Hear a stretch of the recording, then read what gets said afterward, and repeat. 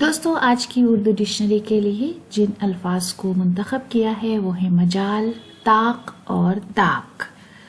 شروعات کرتے ہیں لفظ مجال کے ساتھ۔ ہم اکثر و بیشتر سنتے رہتے ہیں، اس کا مطلب ہے قدرت، طاقت، بساط، حوصلہ، مقدور، ہمت اور تاب، جیسے ایکس کی یا فلاں کی اتنی مجال یا میری اتنی مجال کہاں۔ پراکرم، سامرتھ، ساہس، شکتیمتا، یوگیتا اور چھمتا، اسٹرینتھ، پاور، اتھارٹی، ایبلٹی اور کریج جیسے الفاظ اس کے لیے استعمال کرتے ہیں۔ جملے میں اس طرح استعمال کریں گے: اگر آپ کوئی فیصلہ کر لیتے ہیں تو کسی کی مجال نہیں جو اس کو بدل سکے۔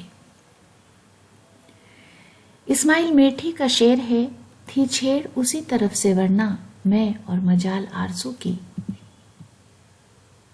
اس کے بعد لفظ طاق یعنی توئی، الف اور قاف اسپیلنگ ہے اس کی، طاق پر بات کریں گے۔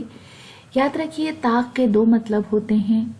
پہلا مطلب ہے دیوار میں خانہ داری کی معمولی چیزیں رکھنے کے لیے محراب دار یا چوکور جگہ جو پرانے زمانے میں بنائی جاتی تھی۔ اس کے علاوہ ماہر، یکتا، بے مثل، بے نظیر اور لاسانی جیسے الفاظ بھی اس کو ایکسپلین کرنے کے لیے استعمال ہوتے ہیں۔ ہندی میں نپڑ ہونا، وشیشج، ادوتیہ، دکش، چتر، انوٹھا، درلبھ۔ دیوار میں بنا ہوا خالی ستھان جو وستویں رکھنے کے لیے استعمال کیا جاتا تھا۔ اس کے علاوہ an arched building, an arch, a recess in a wall, a shelf, unmatched, unequaled, expert, rare اور unique جیسے الفاظ اس کو سمجھنے کے لیے ہم استعمال کرتے ہیں۔ اس کے بعد یہاں پر دو مثالیں ہیں۔ پہلی ہے طاق یعنی جس کو ہم ایکسپرٹ، نپڑ، دکش کہتے ہیں، وہ ہے لڑکی امور خانہ داری۔ امور خانہ داری ہوتا ہے گھر کے کام کاج میں۔ امور خانہ داری میں طاق ہونے کے ساتھ ساتھ نوکری پیشہ بھی ہے۔ دوسرا، پرانے زمانے میں طاق کا استعمال سامان رکھنے کے لیے ہوتا تھا۔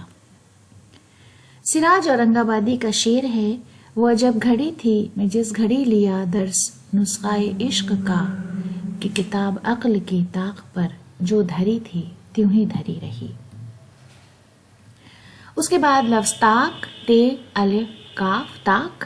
طاق کا مطلب ہوتا ہے جیسے ہم ٹکٹکی باندھ کے دیکھتے ہیں، تاکنا، نظر جمانا۔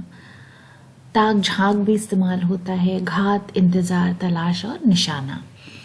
گھات میں رہنا، داؤں، دانت رکھنا، ٹکٹکی باندھنا اور پرتیکشا میں رہنا۔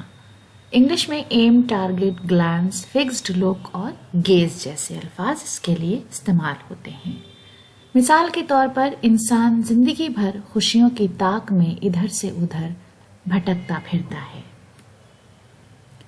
داغ دہلوی کا شعر ہے: کسی کی شامت آئے گی کسی کی جان جائے گی، کسی کی طاق میں وہ بام پر پنٹھن کے بیٹھے ہیں۔ تو دوستو اسی خوبصورت شعر کے ساتھ آج کا ویڈیو ختم کرتے ہیں۔ اگلے ویڈیو تک اپنا خیال رکھیے۔ ویڈیو دیکھنے کے لیے بہت بہت شکریہ۔